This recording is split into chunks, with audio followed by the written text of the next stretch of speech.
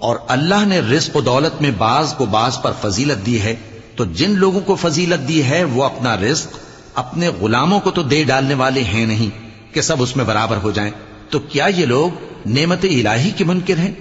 اور اللہ ہی نے تم میں سے تمہارے لیے بیویاں پیدا کی اور بیویوں سے تمہارے بیٹے اور پوتے پیدا کیے اور کھانے کو تمہیں پاکیزہ چیزیں دیں، تو کیا یہ لوگ باطل پر اعتقاد رکھتے اور اللہ کی نعمتوں سے انکار کرتے ہیں؟ اور اللہ کے سوا ایسوں کو پوجتے ہیں جو ان کو آسمانوں اور زمین میں روزی دینے کا ذرا بھی اختیار نہیں رکھتے اور نہ کسی اور طرح کا مقدور رکھتے ہیں۔ تو لوگوں، اللہ کے لیے غلط مثالیں نہ بناؤ، بے شک اللہ جانتا ہے اور تم نہیں جانتے۔